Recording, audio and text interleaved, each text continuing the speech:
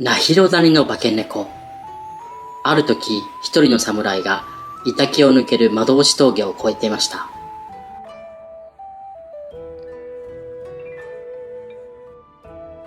日が傾きかけた頃、道端に一匹の子猫がいました。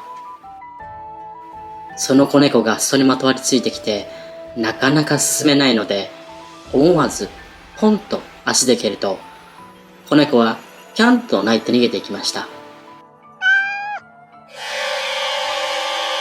しかししばらく行くと、子猫が2匹、3匹、4匹と増え、しまいには2、30匹の子猫がぞろりぞろりと出てきたのです。そしてその侍の足にまとわりついてきて、もうどうしようもありません。困った侍は、そこにあった松の木へよじ登りました。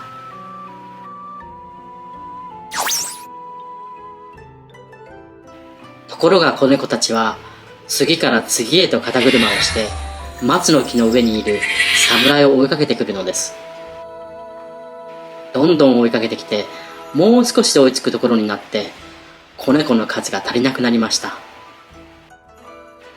やれやれ、これで助かったわ。侍がほっとしていると、子猫たちがひそひそと話をしています。どうでも、ナヒロ谷のおばあさんを呼んでこよう。2、3匹の子猫が走っていきました。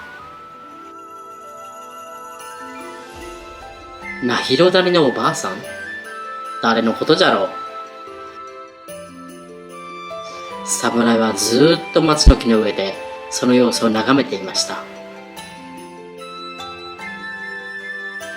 しばらくして白い毛に覆われた大きな猫がのそりのそりとやってきました。やがて子猫たちはまた肩車をして松の木を上へ上へとやってきます。そして侍のいる近くまでやってきました。そしてナヒロ谷のおばあさんと言われた大きな猫が肩車を伝って侍のところまで迫ってきました。もうこれはたまらん。侍は肩にかけていた武器を使い大きな猫に向けて放ちました。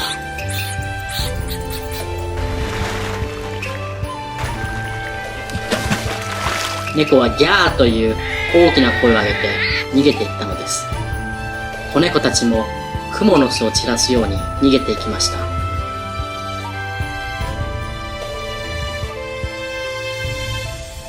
はあ、これでようやく難を逃れたわ。これで板木まで行けるわ。侍は峠を越えて板木まで歩いていきました。そしてすれ違った人にどこかに宿がないかを聞きました。ほう、宿をお探しか。ここはナヒロ谷いうとこなんじゃが。ほほう、ここがナヒロ谷か。あそこに見える家がナヒロという家で、そこの主人は旅人が困っていると一晩宿を貸したり食事をさせたりする大変慈悲深い人じゃ。あそこに行って一晩泊まらせてもらったらよいでしょう。ひょっと見ると大きな門構えの家があります。やれやれ、これで助かった。侍はそのナヒロという家に行って主人に泊めてもらえないかをお願いすると、主人は少し困ったような顔をしました。いやー、今晩泊めてあげたらいいんじゃが、実はうちのおばあさんが夕方ちょっと出かける言うて出て行ったはいいが、つい足を滑らしたようで肩を怪我してしもうたんじゃ。今お医者さんを呼んでてんやわんやの大騒動で十分なご接待ができん。一つ他の家を当たってみてください。ほうですか。こりゃおかしいの。ナヒロ谷のナヒロのおばあさんじゃ言うて、あれは確かに大きな猫じゃった。これは何かあるに違いない。侍は主人にここに来るまでの話をして聞きました。変なことを聞くが、最近そちらのおばあさんに変わったことはないでしょうか。変わったこと？ああ、そういえば、うちのおばあさん、昔から魚やら生臭いものが嫌いじゃったんだが、この1、2年は魚を喜んで食べるようになったんよ。おかしい思いよったんです。そうですか。それでは一つおばあさんに会わせてください。侍はおばあさんの親切に入ったのですが、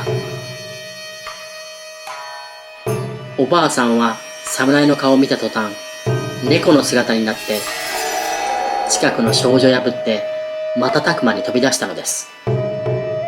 侍は武器を出して、一思いに大きな猫を退治したのです。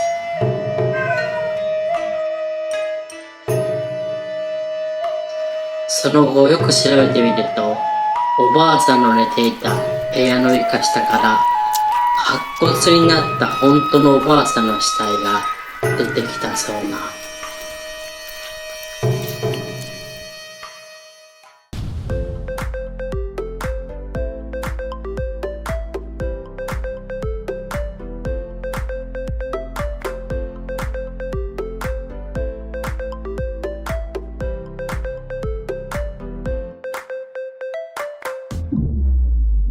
チャンネル登録、高評価、よろしくお願いします。